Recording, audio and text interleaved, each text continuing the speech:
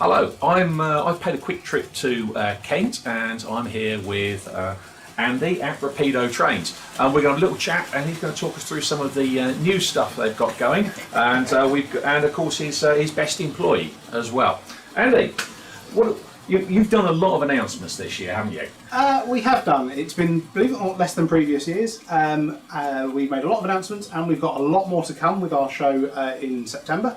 And possibly some announcements even later in the year as well. But yeah, we've had an awful lot of development, we've had a lot of growth. The unit we're in today is a new unit for us, so we've taken on our second premises in the same row. We've had a number of new staff join us this year, and all of that means that we can produce more and more exciting model trains, really. Well, because you've got more designers, but you've got more warranty people, you've got lots of different staff now. Absolutely. It's a growth across the board, so you know, it's not a case of just having more designers, you need more graphic artists, you need more admin staff to look after all the stuff behind the scenes. There's a huge amount of that. You need more people in the warehouse, there's more people on the warranty at the end of it, and even just answering emails and phones and stuff. So there's more full-time and part-time staff than we've ever had, and we also have a couple of people that come and help us out with when we have deliveries and stuff as well. So I think there's now 12 of us on the books, and there's about another half dozen people that come and help out as required. Which is strange, because haven't you heard the hobby is dying? Well, that would be news to me.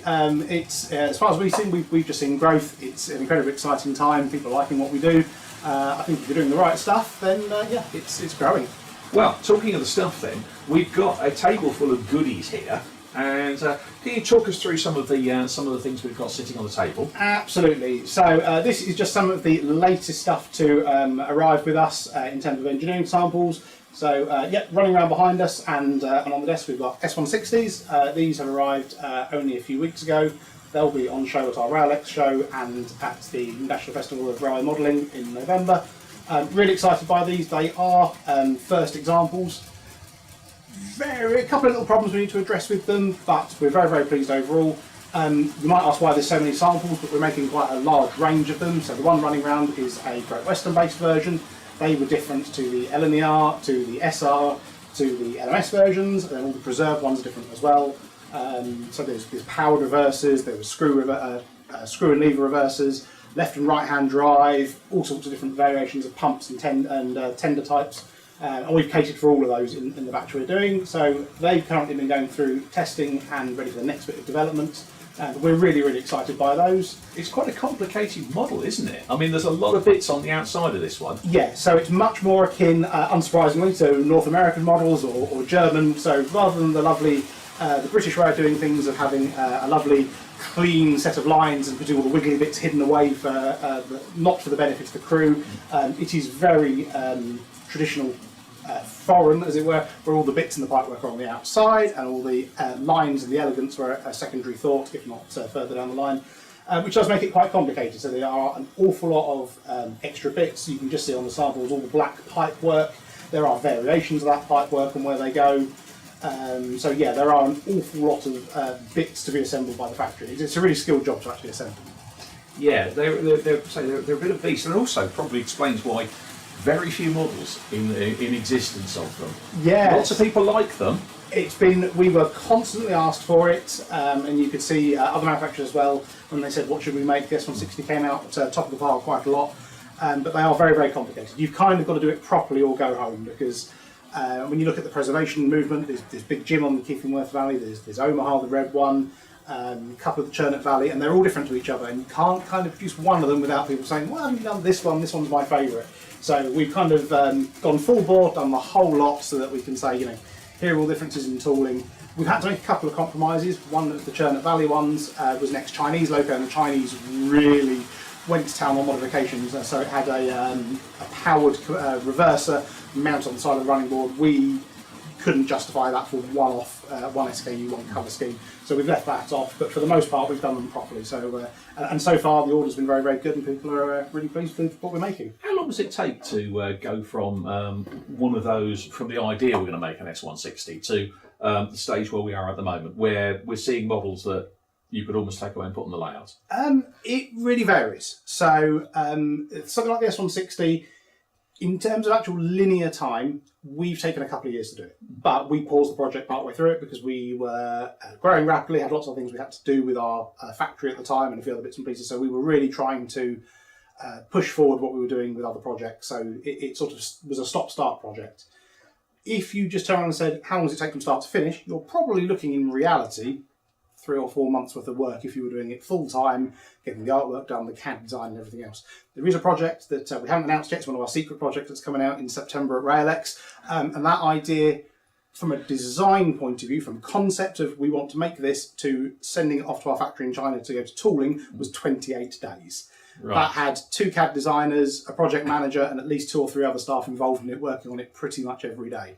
But this is a big tooling suite, I'm guessing, for this one. So you rang the Chinese factory up and said, we want to do this. And they said, are you mad, I imagine? Thankfully, they didn't realise how mad we were. So we send them very detailed specification document, drawings. We've been really lucky that Bat Holden, who are the people up the Churnet Valley that have 2 of the preserved, or 3 of the preserved ones now, helped us with drawings and some of the expertise we needed. Yeah, it's we managed the factory quite carefully with how we wanted it. So we built the general S160 shape, make sure the wheelbase is right, get all those bits done first, and then you start breaking it down into sub-assemblies. It is a lot of work. The factories are actually quite used to it. So as long as it's clear for them and you've got the right information. The problems occur when you don't have the right information or you don't have enough drawings and people guess. You realise your eye very quickly says something's not right here, but if you don't have something to measure against or check, it becomes much harder to work out, and that's when you start losing time in projects because you just don't have the right information. Brilliant. Well, okay, now we're going to move on because there's quite a lot of other exciting things here. Go on then. We've got the 2 little fireless locos. Yeah, something completely different. I'd say it's the complete opposite end of the spectrum. We're known for making little models. We've made lots of stuff like Lion, the 16-inch Hunslets, and the fireless locos. We thought, no one's done a ready-to-run British fireless before. There's been some on the continent in HO. They were once fairly common. They were built in large numbers. Didn't change too much in their design, so we thought this could be a bit different. We know modelers like different. They like colourful, something a bit quirky, and we thought fireless, why not? So yeah, the samples for those arrived earlier this year. We are currently working on artwork and the sound project for them. Of course, the sound project will be fairly unique because there's not many firelesses that run and no models before. They've got bells rather than whistles. They're more akin to a tramway engine.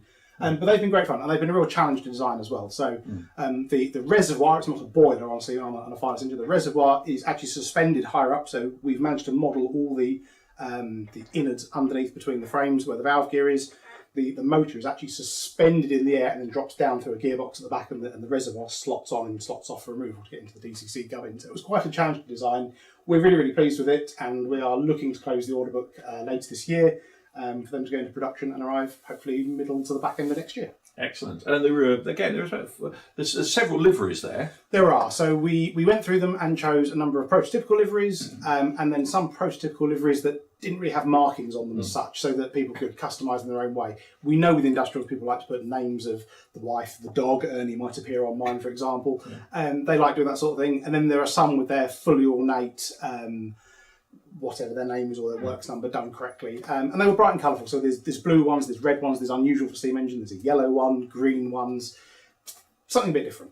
I'm particularly looking forward to the BP one in green, which I believe is an exclusive. Exclusive to World of Railways. You guys went and got the licence to use BP on the side, and we said, if you can do that, we'll make you one. It is a very useful colour, but it's unusual. Okay, again, as far as I'm aware, only one kit ever produced for it as well, which makes it really unusual. It is, and they were so small, of course, it wasn't easy to do. So the kits before it had to have some compromises in them because the technology from 20 years ago has moved on a bit.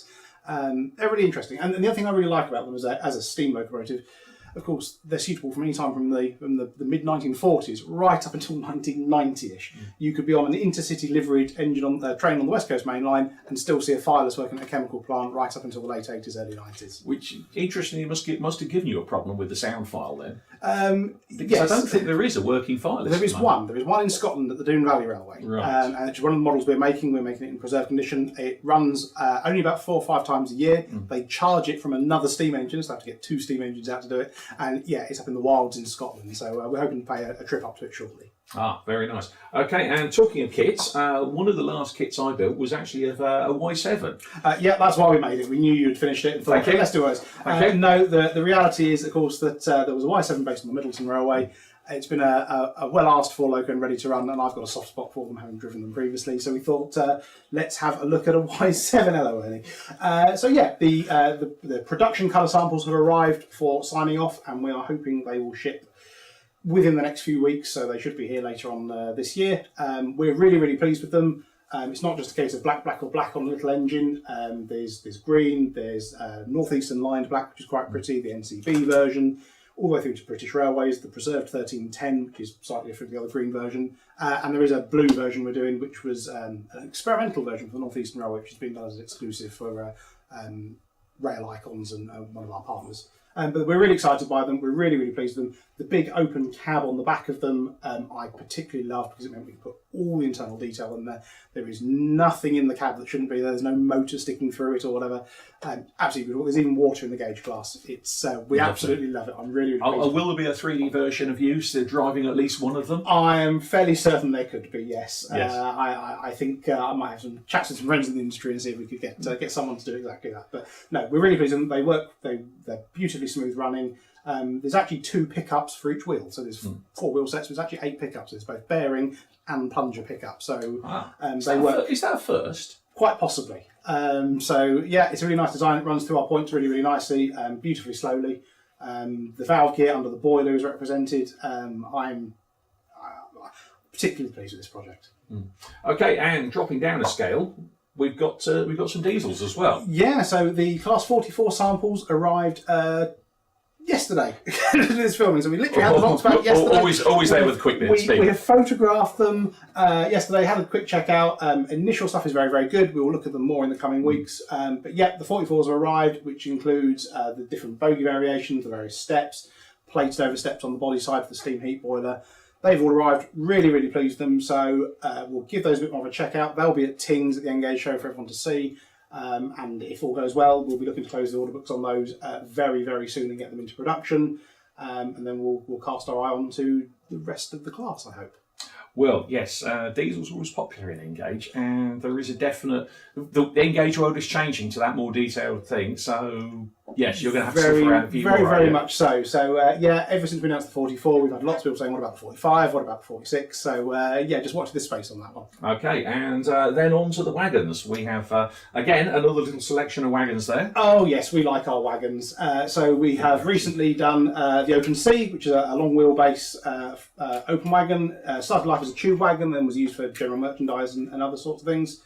Moving over to our more Great Western wagons, the DC3 braked underframe that we've used for various projects is also suitable for under a loco coal wagon. So we've done a proper steel-sided loco coal wagon with the lovely curved corners like you saw on the Iron Mink.